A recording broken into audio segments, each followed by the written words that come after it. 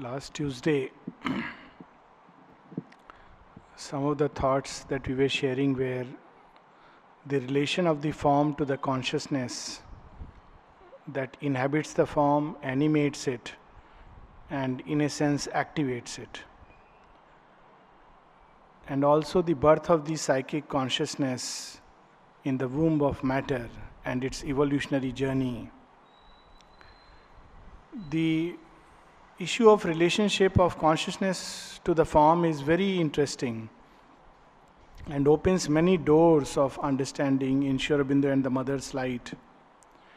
For instance, in one of his passing letters, very small letter, Aurobindo writes, cats are very close to human beings in their consciousness. The difference is only in some details. It's very interesting.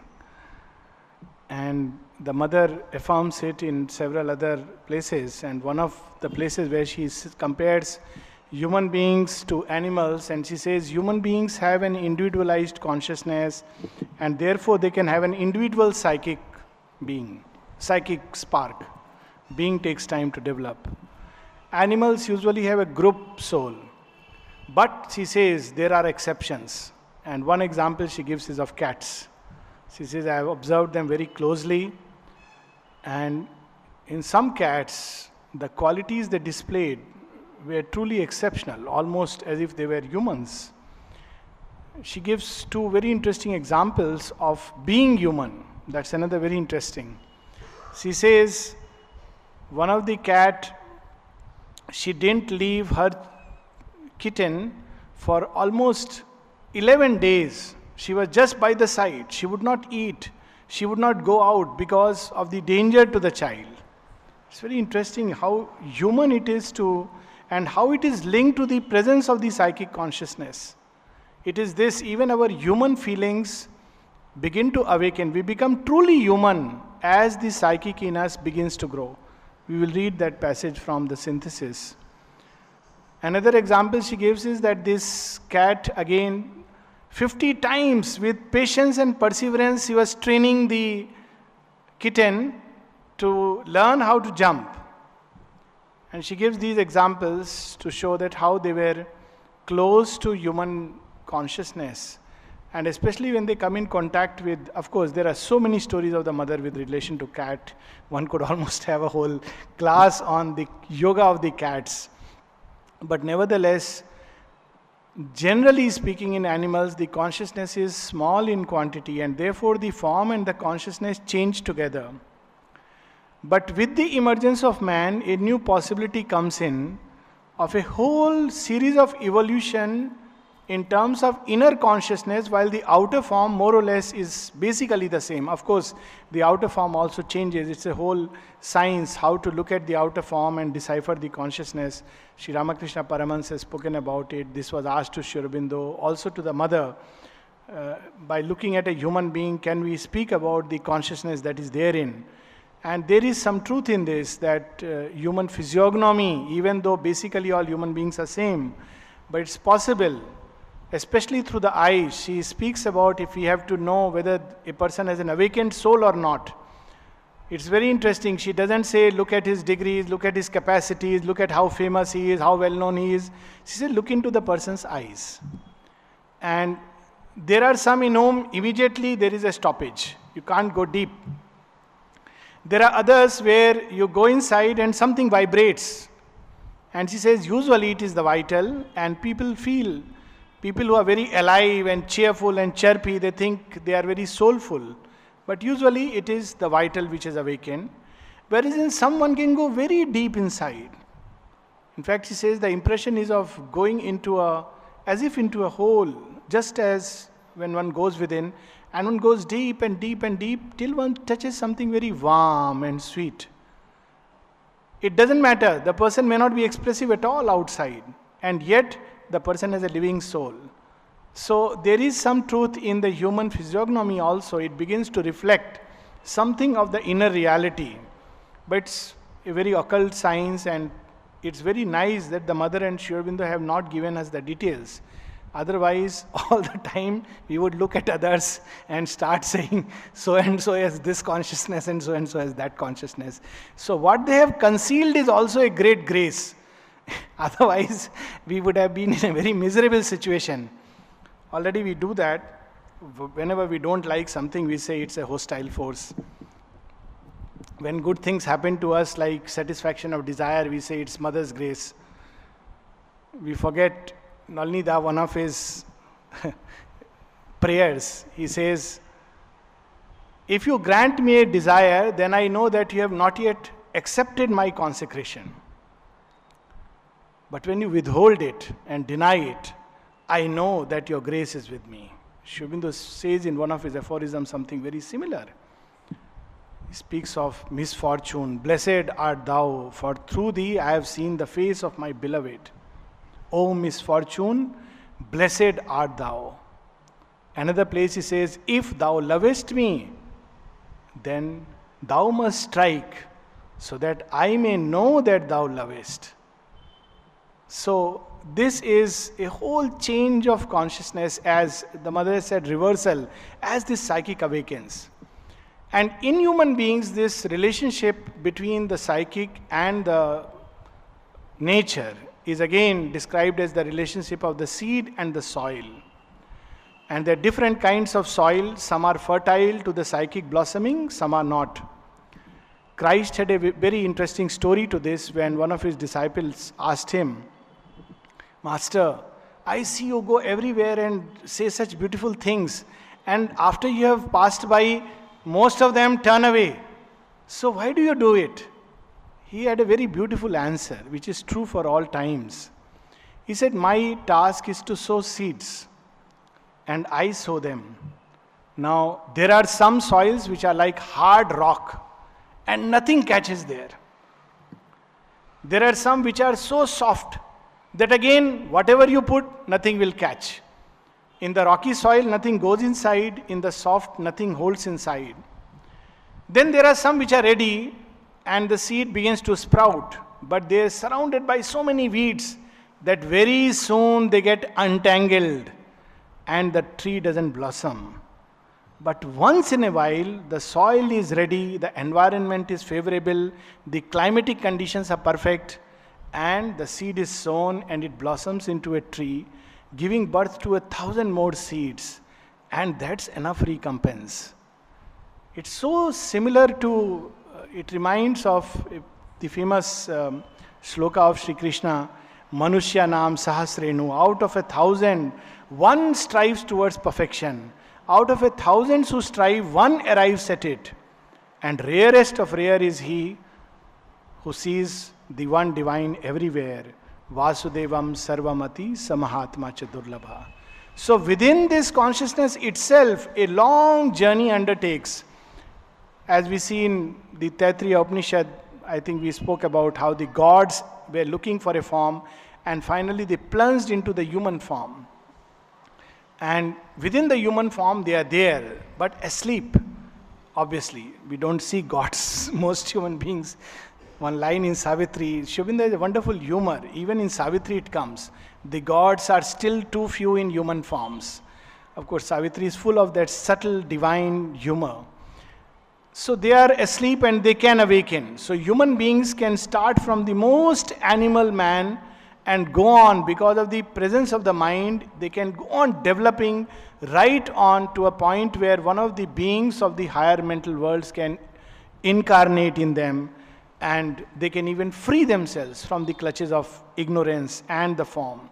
This is the possibility. And this journey is called as the shaping of the inner being. Only in human beings this is possible. In the animal consciousness, the consciousness is identified completely with the form and is moved by it. Whereas in human beings, over a period of life to life, an inner being begins to develop, and it can become independent of the form. It can have its own existence.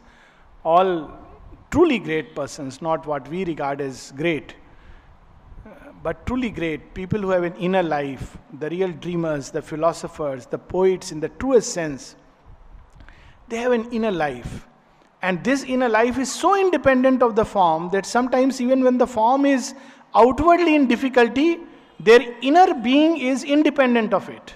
There's a famous story, even great scientists have it, of, I think it was, if I'm not mistaken, Archimedes, and how when the whole kingdom was overtaken and people were sent to capture him because he was one of the state scientists on the state payrolls.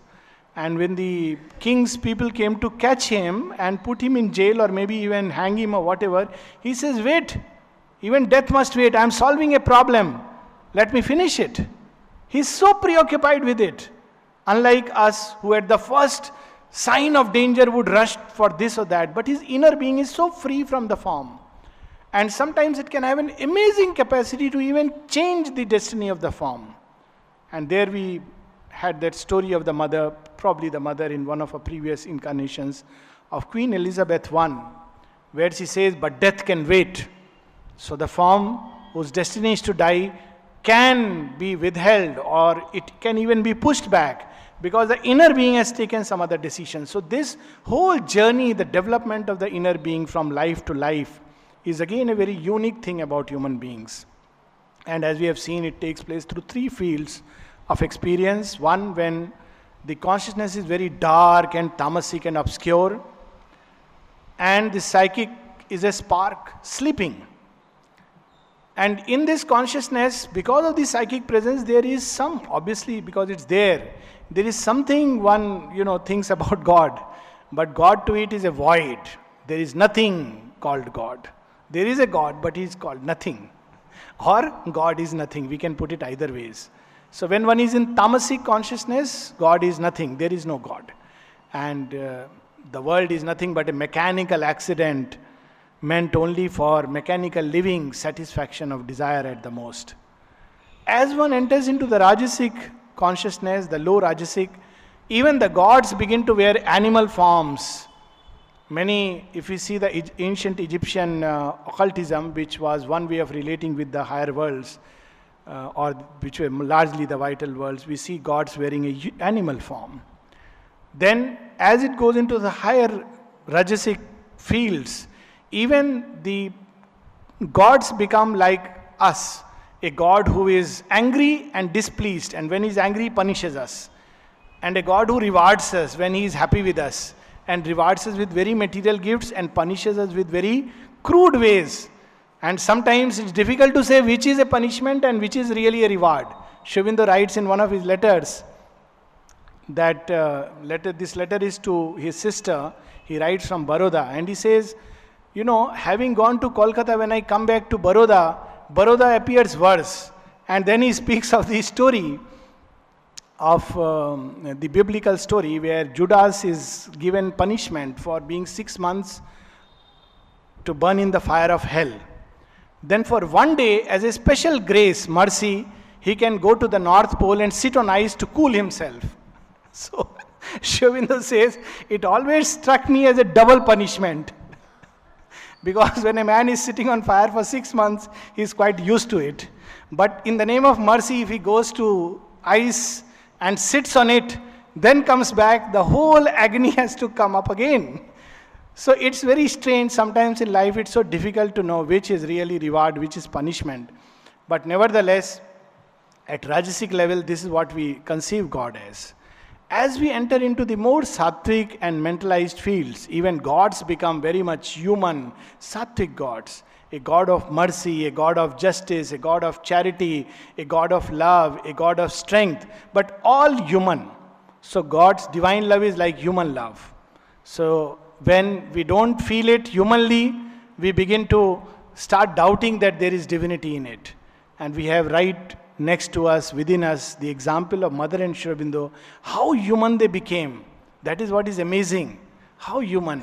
Letters after letters, even cajoling like human beings. I mean, such a beautiful exhibition on Ambubhai, where Aurobindo is writing a letter, Mother can't see you today because, she is not well. Even a human parent, would many times not feel like explaining this to a child. And they became so utterly human because that's the language we understand. And the mother says, my child, if you touch divine love in its purity, most of you will find it cold and aloof and distant, because it has something in it so powerful, something which is so irresistible, something that presses for transformation, something that cannot tolerate anything that is imperfect in that, and yet it is love and full of that ananda, but human beings can't bear it. So we conceive of God as a human love, and even justice as a human justice, charity as a human charity. What the divine would give, we cannot understand. We understand only in terms of human. So when people ask the mother, there is so much wastage. So mother said, my child, you are talking of wastage of money, there is wastage of consciousness. Only divine would look at it like that. We would look at it very, very outwardly. So this is how in the mental fields, the sattvic field, divine is conceived as some kind of a sentimental idealism.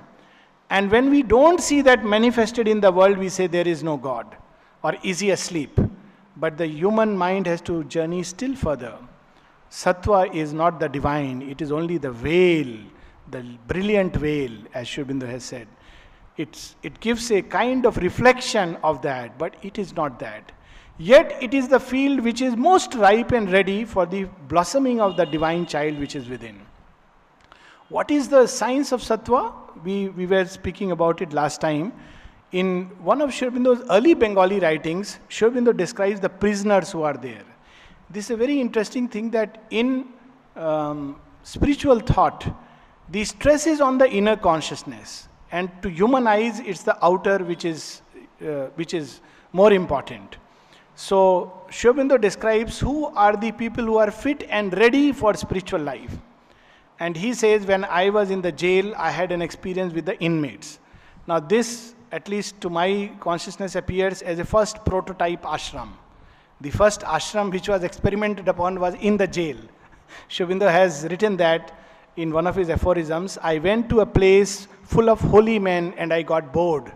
And I went to a prison. God sent me to a prison and I discovered his ashram there. So what was in the jail? He says, I saw the young persons who were there.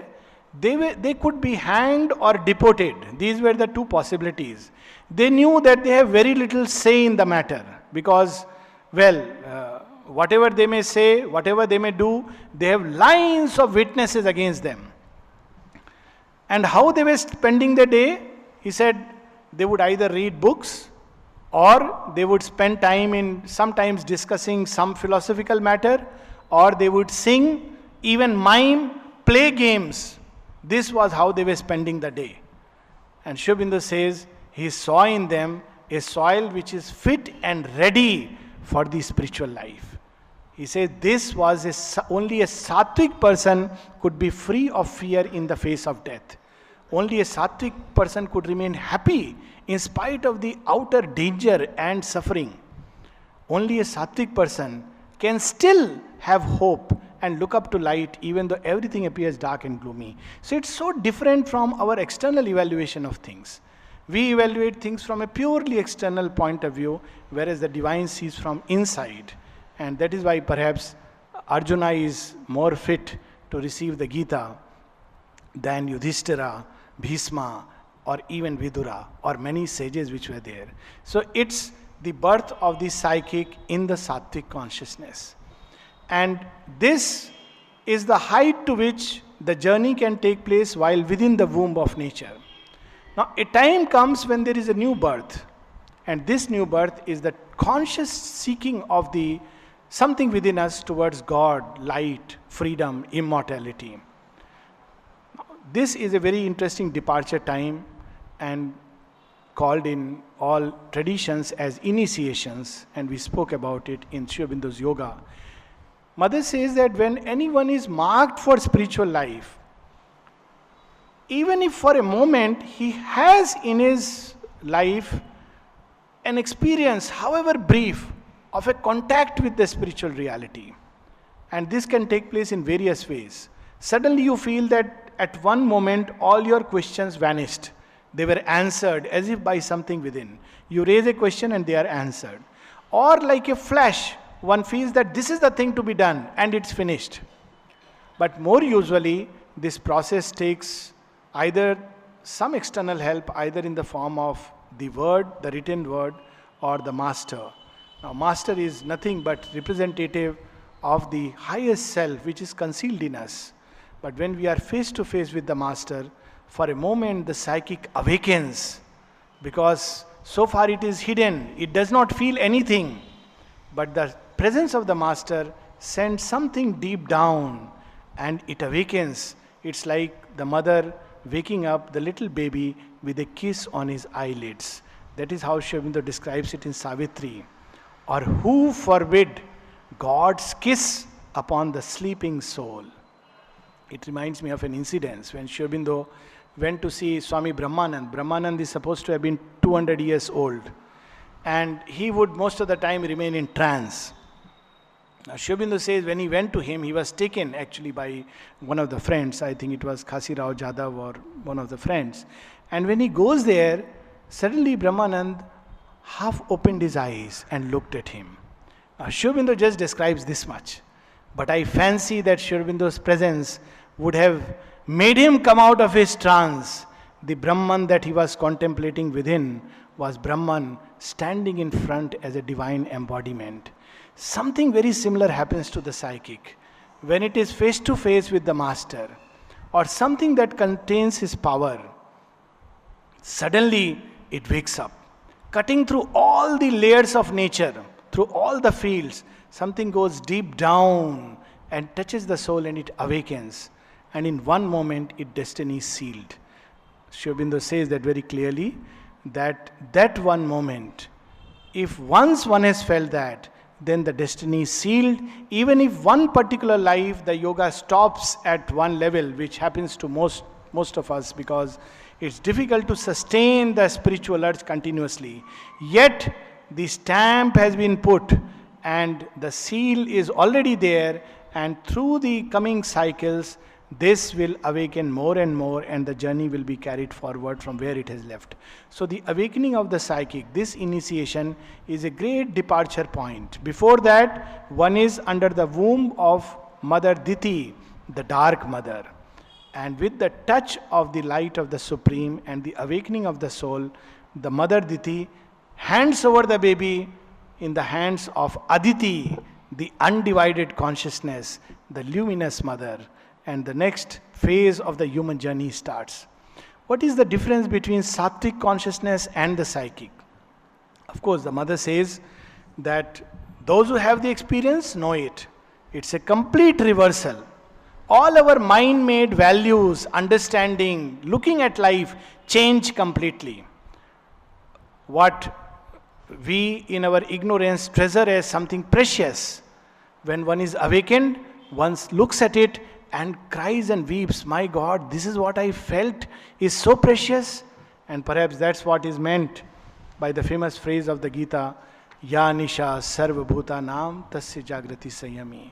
That which is a night to man in ignorance, in that the consciousness is awake of the awakened one, because he sees in that something else.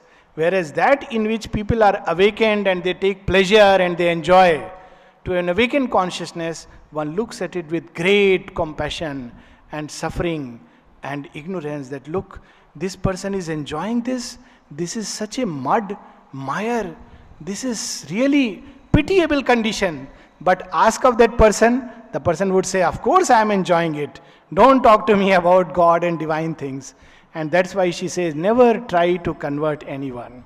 Because unless this is ready, the consciousness is really not ready for the spiritual life. And she compares it to the formation of the chick inside the egg. It is only when the time is ripe that the outer crust must break for a moment and the chick must emerge. If prematurely one tries to break the egg, then what one has is omelette, not a chicken. So it's very important not to break the egg prematurely, because then it will become a prey to the world forces. It must get ready through all the human experiences, the varied human experiences, seemingly good and seemingly bad. Just as a baby in the womb absorbs everything of the mother through the covering, The chicken inside the egg absorbs everything from the egg yolk and develops into a chicken. So the human experiences of life, the sweet bitter experiences of life are like food to the soul within.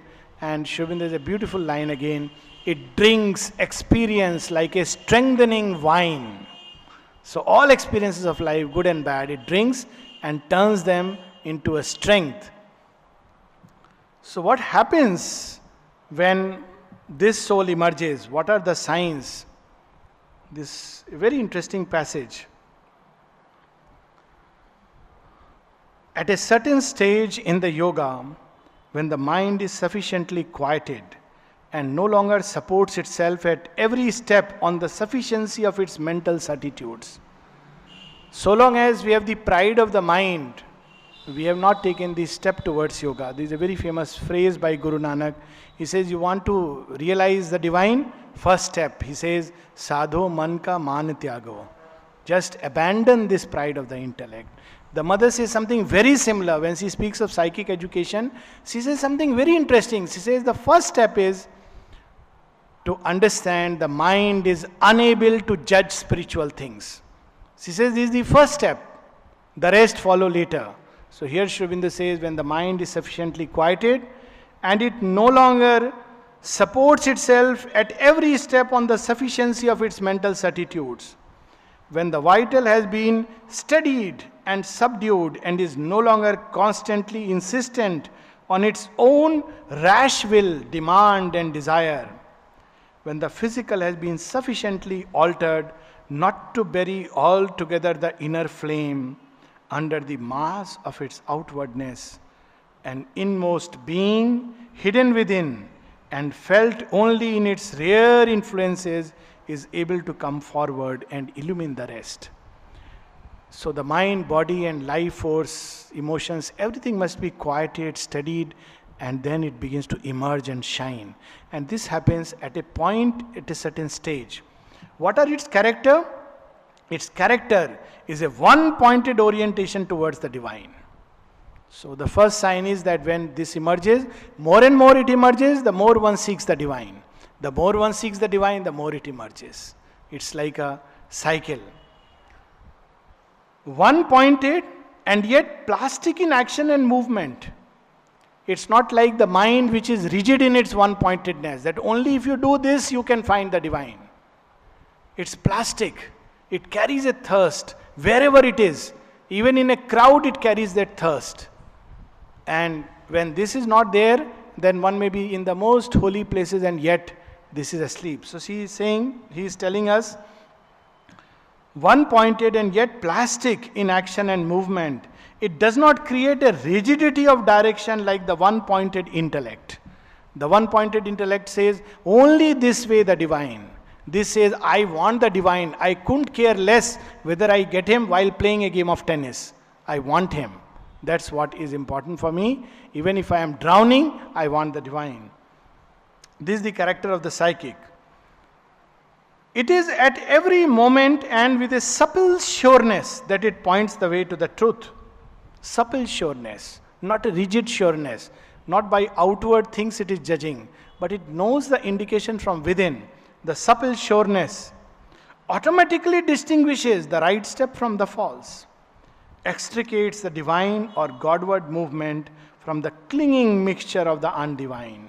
That's why it is called as swan, the great swan which separates the milk from the water. And one of the inner experiences, the various ways one experiences the soul within apart from the consciousness aspect, one of them is like a bird, especially duck or swan. Sri Aurobindo says it's when one sees a duck or swan in the inner experience, it's a sign that one is seeing the soul. Hopefully one's own. Sometimes it can be somebody else's soul. Of course, another thing that he says, that when this comes out, there is a divination within it which makes it a surer guide than the reason or even the highest desire. And through apparent errors and stumblings, its voice can still lead better than the precise intellect and the considering mental judgment. As long as we try to do it from here, we do it wrong. whatever beautiful it may look. But when we do it from here, we do it right, even if it looks to be erroneous. That's why Socrates chooses to go through the bitter cup of poison. And when his disciples come and tell him, look, sir, we have arranged everything, bribed everyone. One of his disciples was a rich man. Now, what a master and what a disciple.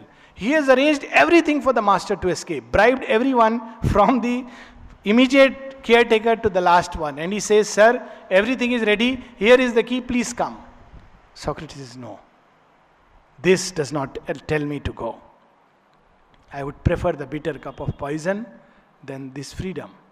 Now, this is not based on any mental conscience. It's not like it is the right or wrong thing from an intellectual point of view. He followed this voice and went through that.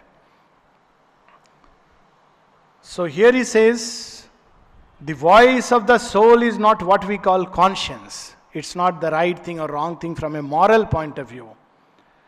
The voice of the soul is not what we call conscience, for that is only a mental and often conventional erring substitute.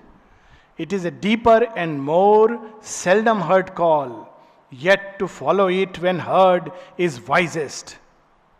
Even it is wiser and better to wonder at the call of one's soul than to go apparently straight with the reason and the outward moral mentor. This from Synthesis, page 145, 146. It's better to wander following this soul than to follow this as the mentor. So these are his own words. Its action is like a searchlight, showing up all that has to be changed in the nature. It has in it a flame of will insistent on perfection, or an alchemic transmutation of all the inner and outer existence. Of course, the perfection is the perfection of inner being, not so much the rigid external arrangement of things which passes in the name of perfection, but the inner perfection, the inner being. It sees the divine essence everywhere, but rejects the outer mask and the disguising figure. Again, like a swan, it takes out that little grain of wheat and discards the husk, discards the weeds, knows that the season is right and now the little grain of gold has formed inside the husk, that it must have. What we do is we throw away the husk and the wheat grain, but it waits patiently to pick out that little thing which is inside, that little touch of truth. And we see again in the life of Mother and Aurobindo, how patiently they labor with us, coated in layers and layers of darkness, ignorance and falsehood. Why? Because they have seen within it one little point of truth. And they hold on to it, and they hold it. And because they hold it, a time comes when it begins to recognize them. It insists on truth, on will and strength and mastery. All this thing that often people say, oh, divine is beyond all conventions, so one can use any dishonest, fair and foul means. It insists on truth, even in speech and action. It insists on truth, on will and strength and mastery, on joy and love and beauty. It's not a dry intellectual truth. It's a truth which is coexistent with love and ananda. But on a truth of abiding knowledge that surpasses the mere practical, momentary truth of the ignorance. Our truth is outer truth. But this truth is the inner truth, the divine truth. On an inward joy and not on mere vital pleasure. Aurobindo takes us one step further. For it prefers rather a purifying suffering and sorrow to degrading satisfactions. On love winged upward and not tied to the stake of egoistic craving or with its feet sunk in the mire. On beauty restored to its priesthood of interpretation of the eternal. On strength and will and mastery as instrument not of the ego but of the spirit. So beautiful. All these things are perverted by the ego. Strength becomes a crude strength of the ego where I must win somehow, by hook or by crook. But this strength of the soul is so very different, carrying us through all the ordeals because it sees at the end that beauty and glory awaiting at the end of the journey where we reach with bleeding feet. It insists on beauty and love, but not on the human kind of beauty and love, but something far deeper. But the most intimate character of the psychic is its presence, pressure towards the divine through a sacred love, joy, and oneness. As the psychic comes out, there grows a natural bhakti and love for the divine.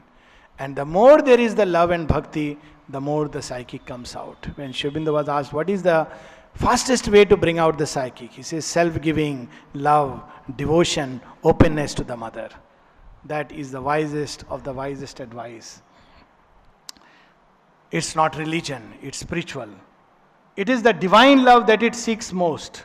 It is the love of the divine that is its spur, its goal, its star of truth, shining over the luminous cave of the nascent or the still obscure cradle. In the first long stage of its growth and immature existence, it has leaned on earthly love, affection, tenderness, goodwill, compassion, benevolence. Now, these are the human sattvic qualities which develop when the psychic is beginning to awaken. So, we should never undermine these things. There is sometimes a tendency to just rubbish and brush aside all human things. But actually, a beautiful human experience itself is a preparation for the psychic emergence. When someone asks the mother, "Mother, what should one do if human love comes one's way?" Mother says, "Go through it, it's the best preparation." And of course, she clarifies it. She says it works both ways. If it's beautiful, it's an experience.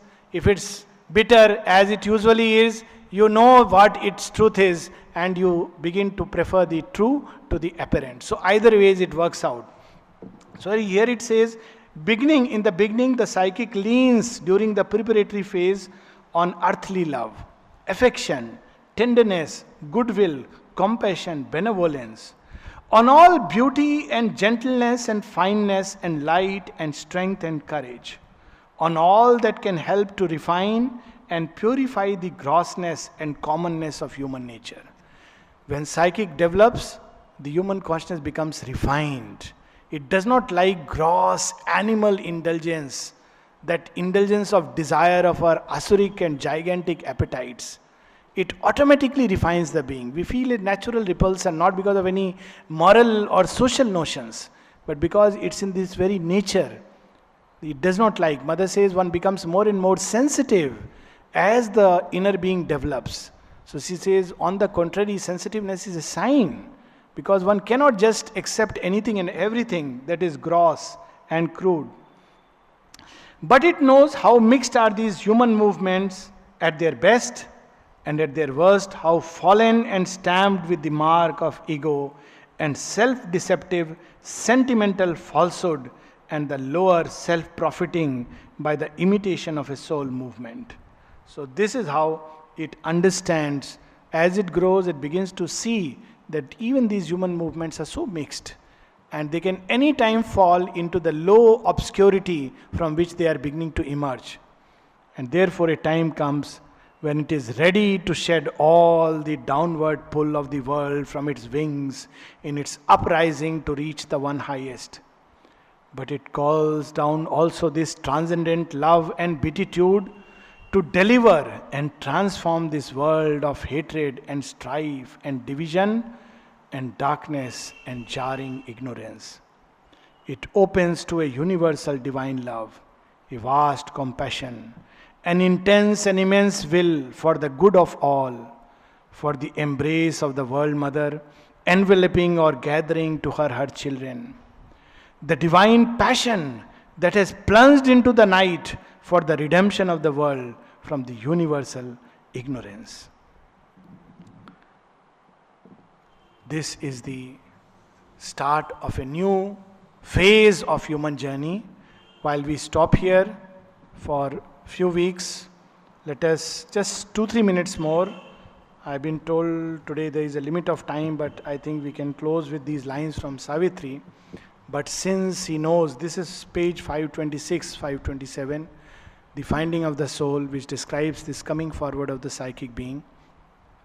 But since he knows the toil of mind and life, as a mother knows and shares her children's lives, she puts forth a small portion of herself, a being no bigger than the thumb of man, into a hidden region of the heart, to face the pang and to forget the bliss.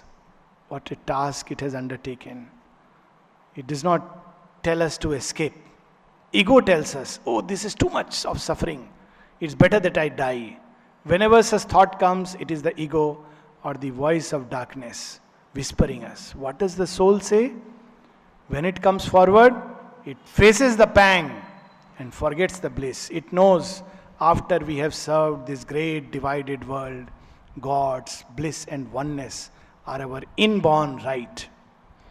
To face the pang and to forget the bliss, the purifying suffering which we read about, to share the suffering and endure earth's wounds and labor mid the labor of the stars. This in us laughs and weeps, suffers the stroke, identified with the mind and body and life. It takes on itself their anguish and defeat. All this experience it takes upon itself. Bleeds with fate's whips and hangs upon the cross, yet is the unwounded and immortal self. Through this, she sends us her glory and her powers. It is this that has the key to open to her grace. It is this that is the eternal child of the eternal mother. Through this, not so much through the other part, this is the key, the wire that connects the generator to the lamp. Through this, she sends us her glory and her powers, pushes to wisdom's heights, through misery's gulfs. What a beautiful line. Because when the soul is ready to take the burden, it says, okay, you are ready? Fine. Climb a little high? Fine. Now I'll show you what the abyss is. Go a little down. Because there also the healing grace must reach. She gives us strength to do our daily task and sympathy that partakes of others' grief, and the little strength we have to help our race, till on a heavenly peak it stands a king.